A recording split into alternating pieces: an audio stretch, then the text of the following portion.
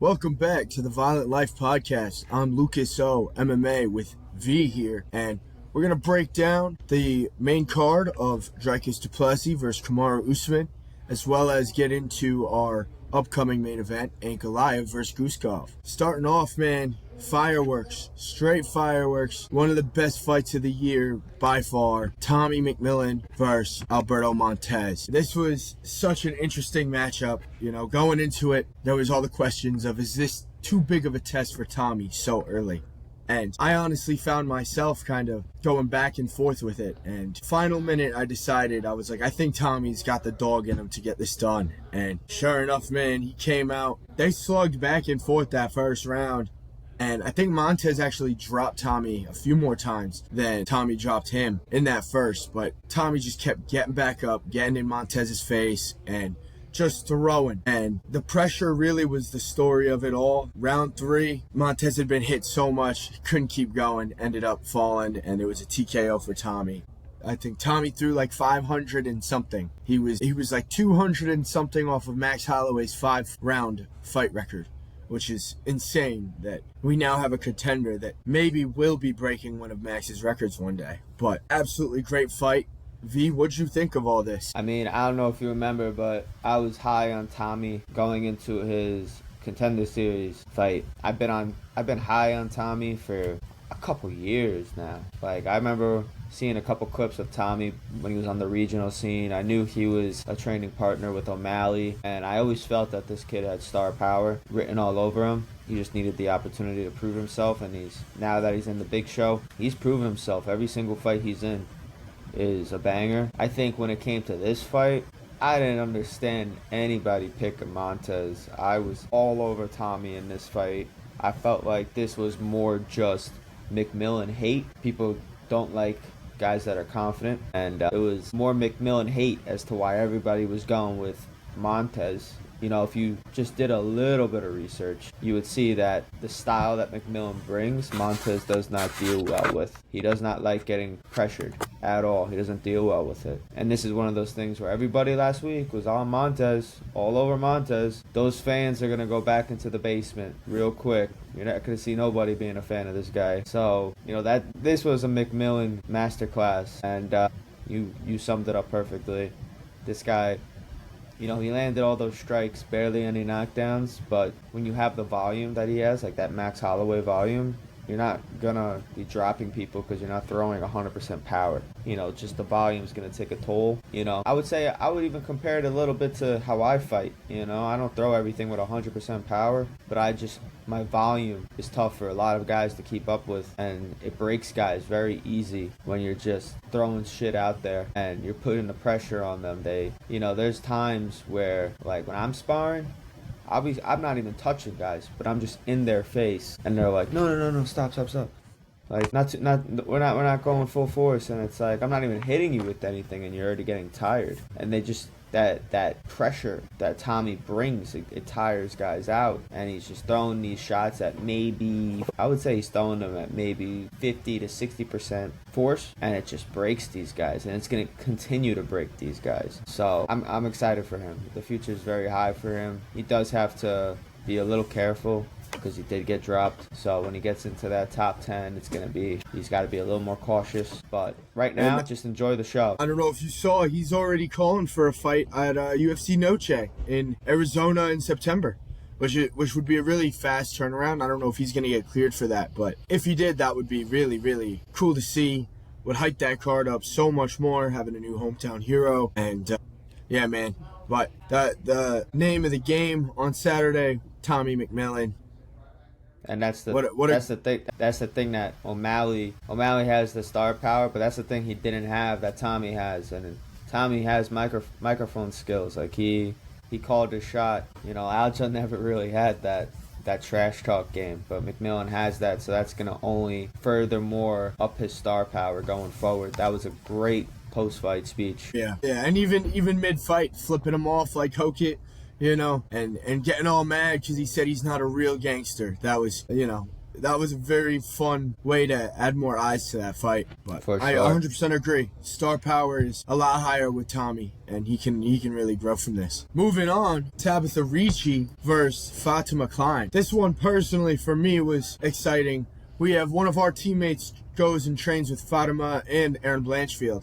So we always kind of root for Fatima every time she fights. And this was straight domination from start to finish. Whether on the feet, on the ground, she won in every area. And I'm sure you saw, but there was the great moment where she suplexed Ricci, shook her tongue out like, ah, and then did it again. Oh my goodness. There was some real aura there, you know. So I don't know if she's title worthy yet, but it was a fun performance, and I'm excited to see her next matchup. And I will always laugh at Callum Walsh when his girl gets beat up. I love Tabitha. I think, everybody points to Mackenzie Dern because she's got the cake, but Tabitha for me is one of the most beautiful girls in the UFC. So, it's always tough when you got to see Baby Shark get beat up. But, I was very tempted to making a small parlay that would have hit. I was just working all day, so I never got the chance to. But I was going to do McMillan, Klein, and DDP, which we'll get into later. That would have smacked across the board. Because I thought Fatima had this in the bag. As much as I love Ricci, I know her style, and I know Fatima's style. I wasn't high on her couple fights ago, but after her last performance and then going into this fight, I know you said she's not ready for title contention yet, but this girl has a lot. She has a big future. I think she's going to be a champion one day. Her skills, she said it herself, like they fear her striking, but her grappling is also elite. So I think she's going to compete for the title one day and more than likely get the title. Because when Weili leaves the division, that division's up for grabs, and I think she's going to be all over it. Yeah, I did feel like on this card, we got to see a lot of kind of what's next to come, We got Tommy McMillan. We saw, what was his name, Ezra Elliott, the other O'Malley guy. Dude, yep. That was a crazy fight. That was, again, another game John of pressure. Paul. Yeah, man. So we got, it's at a point where I started to question what's going to be the next stage of the fandom, and who's going to be the next big star. I think we got some people to look forward to, and add Fatima Klein to the list. Moving on. When you think back at the stars of today, they all had come-ups where there were fights like this. You have Ilya, you have just all the stars, the faces of the game today. There was a point in time where they were on cards like this, on the prelims, the early main card of a fight night, and you didn't really pay too close attention to them. But these are the performances that people will talk about as they get into the title contention. Absolutely, man. And, speaking of performances that will get you into title contention, just kidding. Chase Hooper's not getting a title shot. But Chase Hooper versus Mitch Ramirez. Looking at the odds, they were a bit close going into this, and I'm a little bummed because I was able to snag Chase Hooper by sub for solid plus money, probably a minute before the fight started. But I parlayed it with Kamaru Usman, which painful. But Hooper came out and he did his thing, man. He got the sub immediately. Ramirez, I kind of thought was one of those guys that the UFC is just passing him around to all the guys that aren't total dog shit. And I think that this showed that that's exactly what the case is. Chase doesn't have a chin. Good grappling. He's not going to be the top of the division, I don't think, ever. But he's going to beat these guys that can't hang at this level. And Chase needed the bounce back win, that's for sure. He definitely did, especially missing weight. If he lost this fight, he might have been on his way out. So he needed this win, and that's the thing with Chase. He's gonna beat this level of competition all day, especially in the first round when you guys go to the ground. I think he caught a kick and it went to the ground. And when you're dry on the ground, Chase, you're gonna be in a world of trouble with a guy like Chase. So he's gonna do his thing in these type of fights, but exactly that. Going forward, it's just he has to work. He has to either focus heavily on his wrestling, or he has to focus on, and he has to focus. Shouldn't say or. It's and focus on his striking defense, because he gets caught. He's not good at being the nail in fights. He breaks, but it was a good win for him. It's a good win. Get back into the win column. But this is a tough division, man. Lightweight. It's a tough division. So yeah, and with Chase Hooper, he's definitely he's not a no name. He's someone you see him on a card and it's always does Chase win this one or does he get knocked out again? And that kind of brings the excitement with Chase, and that's why you can have these matchups with him and Mitch Ramirez and Lance Gibson Jr. where people don't really know the opponent, but they still want to tune in because Chase either gets the finish or gets finished. Exactly. And I mean, it's crazy because it's 2026 now. I remember when Chase came into the UFC and we were basically the same age. Like, I was 18 and he was 19, and I'm like, this dude's a kid. Like, it's inspirational to see someone this young in the UFC, but he just never hit that level of potential, and I don't think he's ever going to, unfortunately.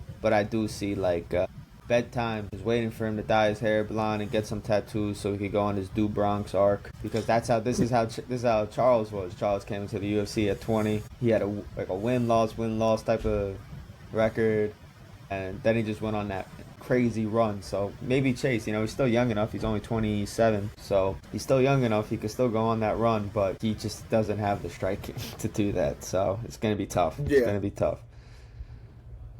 Well, moving on to a fight that I don't think needs too much coverage. Jared Cannonier versus Leroy Duncan. This was an okay fight. Leroy Duncan, man, CLD, he wanted to do damage, but Cannonier just wanted to hug him up against the fence, and that's kind of how this fight played out. CLD did some damage, Cannonier hugged him for a little bit, and then the round would end. And, through that, CLD did enough damage throughout the 3 rounds to get the unanimous decision. And, now I don't really know what Cannonier is doing at this point, man. He's not fighting. When he fights, he's hugging or standing there like a deer in the headlights. Like, he doesn't, his version of fighting is just stepping into the cage. He's got, he's 1-4 in his last 5? Yeah, that's not good, man. And then I don't know if you saw there was, though, which is a good win. Yeah, 3rd round, But I don't know if you saw, but there was a video of Cannonier giving CLD advice after the fight. And I was watching that thinking, dude, if I'm CLD, I'm going to tell this dude, shut the fuck up. I just beat you, bro. What do you mean I have to do this? I just beat you by unanimous decision. You had nothing for me. So what advice do I need to take from you? Granted, yes, Cannonier's a vet and all that, but I don't know, man. He's been at the top. He's been at the top. He's a veteran of the game. He's fought the who's who of not just middleweight but light heavyweight. So I think it's a respect moment. You give your elders their due, and but yeah, he had nothing for CLD in this fight. I mean, there was a couple moments where I'm like, because I was watching that fight at the bar, and there were a couple moments where you're like, oh shit, Cannonier might pull off what he did against Rodriguez. Never came. Cannonier would, at the end of the round, he would just go to trying to stink up the fight with the holding against the cage, trying to go for takedowns. And the thing with CLD is, I feel like it's majority of his fights. Like, I would have thought, like, I was a little too nervous to bet it, but I was thinking about also betting it CLD by decision, just because I know CLD and his style. Like, I feel like in majority of his fights, he's pouring it on. You're like, okay, here, the finish is going to come anytime now, and it just never comes. It always usually goes to a decision, and he pulls away a decision, a very clear win. But with this new ranking system, he needs to start getting finishes because this guy's at the top of that division, in my opinion. Like, if I have the rankings right here. If I were to go to that division right now, he's ranked number 10. He's right by Rodriguez. You got Izzy. That would be a sick fight, him and Izzy. You got Hernandez, and then you got the rest of the division. But I think CLD is a hard fight for a lot of these guys. Did he beat RoboCop? I think RoboCop beat him. But yeah, if he could have jumped himself up with a finish. Instead, he only moved up 2 spots. For some reason, Usman's ranked 11. We'll get into that in a second. But yeah, CLD just needs to try to finish fights. Going to decision is only going to get him so far in this division. Yeah. Agreed. But moving on to our main event, Kamaru Usman versus Dricus du Plessis. We didn't get to talk about this beforehand, but going into that fight, I take it you were picking Dricus to win? Very confidently, too. Very confidently. Wow. See, I fell for the I guess if you want to call it the trap. Kamaru looked so good against Joaquin, who's a young, strong, up-and-coming, hungry dude. And Dricus just got wrestle-fucked. So, in my mind, it only made sense that this was going to go one way, and it did not go that way. I gotta say, I think every single round was essentially the same fight. Kamaru kind of was trying to chase Dricus. Dricus kind of was patient, counter-striking, and would land some solid shots on Kamaru that made Kamaru look like he had to go shit his pants immediately. And then, he would kind of try and chase as soon as he got rocked, and he really tried to stay in it, but Kamaru had nothing for Dricus, and Dricus got a pretty dominant unanimous decision win. Dricus beat the crap out of Usman, man. Usman would... The round 2 should have been a finish. There was no eye poke. And, the little nut shot, he did the same shit with Kobe where it was like it briefly went over the cup. And it got to the point in the later rounds where Dricus would literally hit him with he would fling up that kick. And Usman's looking at the ref like, come on, man, you really gonna let this happen? It was like, what are you complaining for? The ref should have stopped it right then and there. He just got beat from bell to bell outside of that little barrage at the end of round 5 where I was like, uh-oh. But it was only 10 seconds left, so if it was going to be a finish, Usman would have had to have at least dropped him with the right that he hit him with, but it did sting Dricus, it did. But, going into this fight, I'm like, everybody's talking about that Buckley fight. It was over a year ago. Usman's only getting older. Dude's 38. Terrible knees. Weak in the knees. Everybody wanted to say Conor. Weak in the knees. Nah. Usman weak in the knees. And Dricus, okay, he lost to Cosman. It is what it is. Welcome to the club. Outside of Strickland. So, I just, this isn't 2018 Usman, where he was just ragdolling people on the ground. Usman, at a point in time, started falling in love with his striking. And, just because he did it to Buckley, we just saw Buckley get dominated by Sean Brady. So, I didn't hold that win. I didn't hold much stock in that win at all. Plus, he's moving up a division. And then when I saw their first face-off, where they were outside OKC, I'm like, this looks like a legit middleweight against a welterweight. The size difference, that's what happened. That's what happened. It was one of those fights for me where you fell for the trap, and that's the overthinking trap. For me, I'm not going to overthink it. Dricus is going to win this fight, and that's it. Same with the McMillan fight, and not really the Fatima fight, but the McMillan fight, I'm just not going to overthink it, bro. McMillan's going to win this fight, and that's going to be it. So, what's next? I'm seeing people saying Dricus needs another fight before he gets a title shot. I would prefer that. I don't know about you. I don't really want to see Dricus in Strickland 3. I understand that Dricus kind of has the calling with the two wins over Strickland, but I don't know. I guess, Kaio versus DDP or something would be cool. Do a little title eliminator. I guess, you know what? It would have to be Imavov. DDP. I'm thinking, because me, a couple weeks ago or a month ago, I was saying, nah, Imavov deserves it. Imavov deserves it. If Strickland's not coming back until next year, which we still have no word on when he's coming back, if he doesn't come back until next year, you absolutely run DDP and Imavov. Because Imavov hasn't fought since when? September of last year? Almost a year ago. And now he's just sitting out. He's just sitting out waiting for that title shot. So no, I would absolutely, if Dricus doesn't deserve the shot, Imavov doesn't either. You run that fight for a title eliminator fight, because now you're getting to the point where had there been talks of Imavov they confirmed the fight with Strickland, okay, but that's not confirmed. And the guy that he beat, I think Chow's fought, he's definitely fought once since then, if not twice. So you gotta, the waiting game's up, buddy. No more of this. Yeah. Right, he fought Ritter after that, so yeah, he fought once, but absolutely. Yeah. My only thing about that is, and listen, I'm not really big on Imavov or DDP, but I almost feel like it's unfair to run that fight when you got a guy who's beat the current champ twice going against a guy who lost to the current champ once. It almost seems a little messed up because the guy who beat him twice kind of should get, way more of a claim. But at the same time, like you said, if Strickland's going to sit out, man, we need a clear selection.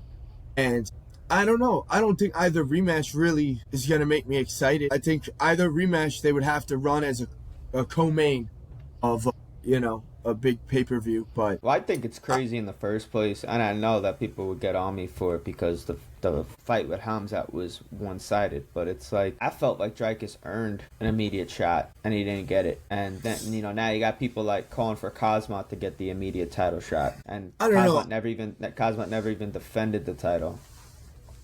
I mean, I don't think either should get immediate. I mean, Hamzat, no question, should not have any claim to immediate. And Dricus, I mean, dude, getting laid on for 25 minutes like that is almost worse than just getting flat out KO'd in round one, Like, there's no luck involved. You just straight up lost in a really bad fashion. But that's why it's like, for him to take another fight after he already took this one and won pretty dominantly. I had it 50-45. I thought he won all 5 rounds. You could argue Usman won around 49-46, but it was still dominant. It was a dominant win, and it was an entertaining fight. So it's just like, for him to need another fight to go get a rematch with Sean, a guy he's beat twice, arguably lost one, but on paper has 2 wins over. It's like, I think. And I will say, the way DDP looked last night, or 2 nights ago, I still think he beat Sean. Still think that same style he had beat Sean. And that's why I don't want to see the fight. I mean, honestly, I think if we could try and get it out of the way all in one night, you got to run Peter Yan versus Merab 3 and Dricus versus Strickland 3. Same card. Get the 2 trilogy fights on one card. Get them both out of the way. One's more anticipated than the other.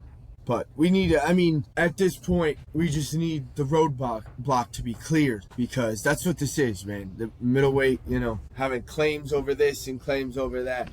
The one thing that I would say is I would like to see, and I could see in the future with this new ranking system being so based off activity, you get guys like Imavov who do really well and think they could sit out for the title shot. Well, now the rankings are going to kind of shift based on activity, and we might get a middleweight, or in any weight class, get a guy that maybe has 2 crazy knockouts and all of a sudden the rankings jump him up to number 1, Maybe we get someone in middleweight who starts being active in the next few months and ends up stealing the shot away from Dricus and Imavov. But we could play the game of what ifs all day. We'll have to see how this develops.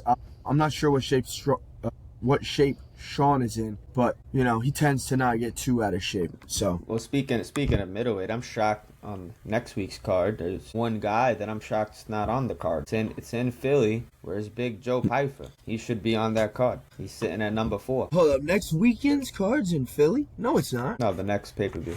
The next pay-per-view, yeah. I don't know where Pyfer is, but because if you did Pyfer and Allen, I would argue the winner of that deserves the shot more than Imavov at that point. Yeah, I agree. Both have 2 wins more recent than Imavov.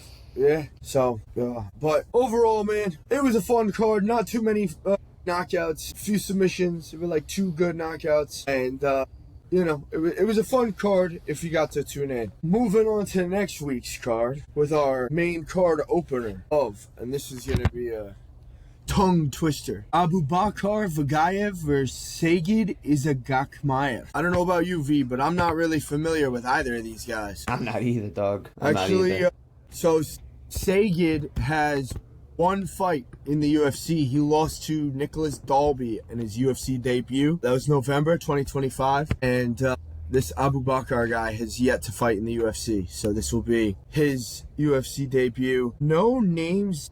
Actually, back in 2016, this guy beat Michel Pereira. But other than that, not really seeing any other names. So, I don't know, going based off some of these stats, man, I think, you got this guy, Abubakar. He has 24 wins, 19 of them have come by decision. I don't think he's got much of a finish threat. And this other guy is 22-3. He's lost twice by decision, once by sub. He's got 12 submissions. I think we're going to see Sagid come in and get a first round sub. I think he's in his hometown. So he'll have the adrenaline, and I would imagine that this goes his way. One of the brothers is going to win. That's all I know. Yeah. Moving on, another brother.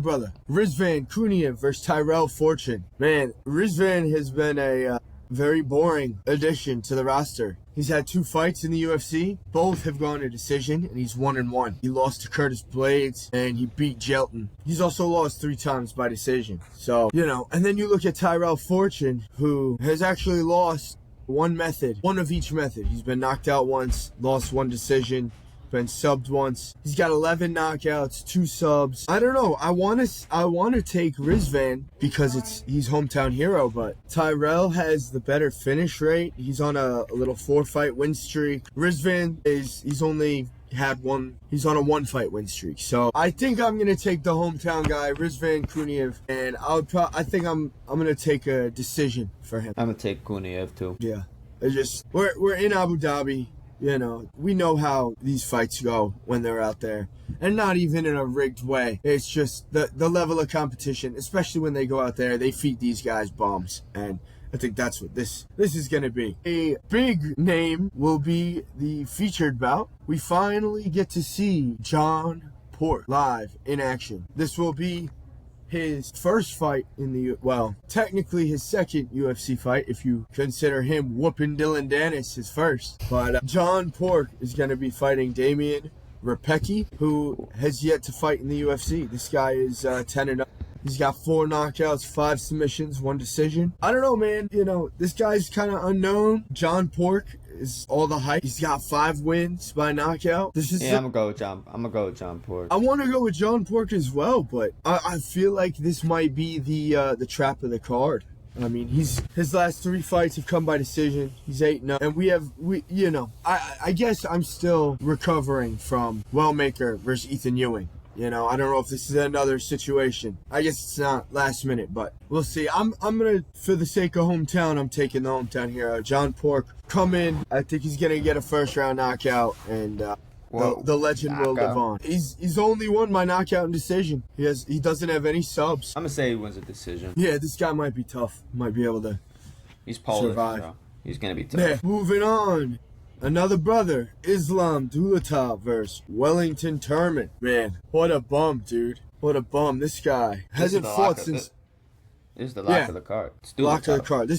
Wellington hasn't fought since 2023, and he hasn't won since 2022. That was a armbar over Misha Serkinov, who hasn't been in the UFC in a long time. So this should be, lock of the card. Islam only has subs and knockouts, so I think it's 50-50. Either he knocks this guy out, subs him, but I think 1st round is pretty certain. Round 1, 100%. Yeah. Lock it in. Yeah. Our co-main event is Steve Erceg versus Ramazan Temirov. Oh man, Erceg is back in action, man. Everybody is so high on the Erceg train, or at least was. I've never understood the Erceg hype. He had the knockout against Matt Schnell, and that's, in my opinion, all he's done. His last 2 fights, I didn't think he looked that great. And now he's fighting Ramazan, who is 19-2, 11 knockouts, 7 decisions, 1 submission. He's lost by decision and sub. I think Erceg is the favorite here, but I'm definitely going to be taking Ramazan Temirov. I don't have any faith in Steve Erceg. I will fade him every time he fights, and just call it a hunch, but I got Ramazan by 1st-round knockout over Steve Erceg. I don't know the method, but I'm going to still take Temirov as well. I like Erceg. I'm not like you. I do like Erceg. I think he looked actually really good his last fight. His striking looked good. He hit a flow state. It was really, really nice to watch. But this fight, Temirov, I think he has too much power. So I do see him doing, Erceg almost got finished by O'Day. He's been finished before.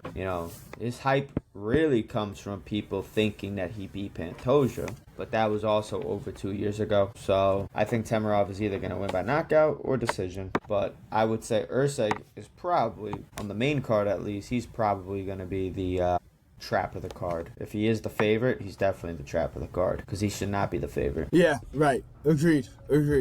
I think he's a little too chinny for that. Yeah, I think Temirov should get this one done, and we'll see what it looks like on fight night, but if Temirov's still plus money, I'll be taking that all night. Moving on to our the last second main event, man. Magomed Ankalaev versus Bogdan Guskov. Man, I think this only goes one way, and I don't want to see it. You know, I think Ankalaev's gonna win this. I think probably by decision. You know, he doesn't, unless it's a bum like Anthony Smith, he's not really knocking these guys out first round. I think he'll have the pressure. He'll be able to mix up wrestling, whatever he needs to do. But I don't really think he's gonna finish Guskov. You know, Guskov has been knocked out, but that not since 2020. He's been choked out. That was 2023. He's looked really good. So, but I just don't think Guskov's gonna be able to do what it takes to win. I think he would need to put out Ankalaev, and I don't see him finding that shot. Yeah, I'm gonna go, unfortunately, Big Ank. I'm gonna go with Big Ank here, and then they're gonna be talking about him fighting for the title again and this and that. You know, it is what it is. But this matchup here, he's gonna win this matchup. I was gonna pick him against Khalil too when they were matched up, but Me too. I think this one's a little bit easier for him to get done. Like you said, Guskov has been subbed, and if I'm not mistaken, that sub was against, Volkan Ozdemir. So Ozdemir, the newest juice head of the UFC. Is he really? You didn't see? Oh, Nah. dude, he just came out in the last week talking about how he was on PEDs and he just got a big suspension. Dude, Ozdemir is the new juice head, bro. Damn, letting me down, bro. Love Volkan. Yeah. But yeah, this is an easy win for Ankalaev, so not much to really break down there. Again, one of those fights, you just can't overthink it. Ankalaev is going to win, and that's going to be that. There's only a few guys in this division that are going to really give him a problem. One of them's not even in the division anymore, and the other one is the champion. So, and maybe Yuri. Maybe Yuri could give him a problem too. Probably not, but maybe. Definitely would. Yeah, okay. Couldn't finish a one-legged over. Well, to be honest, they're probably going to do, after this fight, they're probably going to do Ankalaev and Yuri for the interim title while we're waiting for Oberg to heal up. But why would Yuri get shot at the interim when he just lost the belt to a one-legged fighter? Because he deserves Yuri it. hasn't even fought. He deserves it. After getting knocked the fuck out? To a guy with one leg? Ankalaev just got knocked out. Yeah, well, Ankalaev's here fighting, trying to get his shot back. I don't like Ankalaev, but he's at least doing that. Yeah, Yuri got knocked out bad. Ankalaev didn't. That fight was almost a year ago. He finally came back. He finally found his balls to get back. Yuri's still going to be back sooner than that. We're talking about a fight that happened 3 months ago. So Yuri's going to be back in October. Yeah. And perfect. Wow. Right around another Abu Dhabi card, you could do Magomed and Yuri for the interim title on the same card as Jan and Merab 3. Yeah, that would be hilarious, but no. That's gonna happen. I'm telling you, that's gonna happen. Mark my words, that's gonna happen. All right, so just little segue. If we had to look at this main card and pick 3 Russians to lock in that we think are definitely taking it, who would you pick? I don't even think there's 3 Russians on the card. You got three home field advantage. I mean, guys. Ankalaev's the only one that I could say is a lock. I don't know. I could see parlay Ankalaev, Temirov, and either throw Dulatov in there or Chenko. But Tamirov's not Russian. He's a hometown favorite. Dulatov's from Germany. What? Yeah, he's German. That's not the German flag they're showing for him. I don't know what. I'm not on Verdict. I'm on Tapology. Interesting. Fighting out of. I'm gonna butcher this. Dusseldorf, Germany. Yeah. Dusseldorf, Germany. Born. So he is SDOV. Born Bronzy, Chechnya. Okay, so he's Chechnyan, but kind of fights out of Germany. Okay, interesting. Well, I don't know if we were going with the little. What, you want to go with a 2-legger? What do you take? Ankalaev, Temirov? If you want to consider Dulatov Russian, which I guess he is Russian. Okay. Get past the Russian. The Russian. Then I'm talking hometown advantage. Get past. All right, hometown advantage. Ankalaev, Temirov, Dulatov. That's it. Nobody else I'm confident in. I don't know anything about this Abukar, Vakayev, and Sajid, whatever that name is. Parlay odds. If you parlay Ankalaev, Temirov, and Dulatov right now on DraftKings, you will get plus 147. Those are fucking gimme money. That's gimme money right there. Yeah, you're making a little more than double for free, basically. I'm actually shocked you didn't want to go over your boy. Yeah, I don't know, man. Yeah, Walter Walker's taking on Thomas Peterson, and I don't know. Peterson won his last fight, but not in any sort of exciting fashion, or it was more of just like a kind of run at your opponent and hug him and try and get a takedown type of thing. So, I don't know, Walter kind of brings the chaos a little bit. I don't have a confident pick in this, but I'm gonna hope that Walter's explosiveness will play a factor in his victory. It would be crazy if he got another heel hook, but I don't see it happening because Peterson has not been subbed. In pros or amateurs, he's not been subbed. Yeah, so, I don't know. We'll see. You know, Walter even said that he was working on his striking too, so maybe that'll come into play. I mean, I would say that Thomas Peterson looked terrible on the feet. And actually, Thomas Peterson has been knocked out by Vitor Petrino and Shamil Gaziev. We could get a Walter Walker KO here, honestly. And Walter's a massive favorite too. Thomas, at least on verdict. It's pretty close on DraftKings. Honestly, if you're looking at throwing money on that fight, I'd say sprinkle a little bit on Walter Walker by knockout. I might sprinkle a little bit on him by sub again. Why fucking not? Yeah. 4 heel hooks in a row. In Right. round one, Walter Walker sub. I'm gonna put like $5 on it. See what we could get back. That'd be so sick. I'm rooting for it. Awesome, brother. Well, that will be our card for this coming weekend. Just going forward, we're gonna be V will be serving our country proudly for the next 2 weeks, so we're gonna try and get some guests on, but he will be back for Ian Gary taking on Islam Makhachev. Yes, I fucking will. Awesome. Well then, thank you for watching, everyone. Please like and subscribe. We'll be back next week. Peace.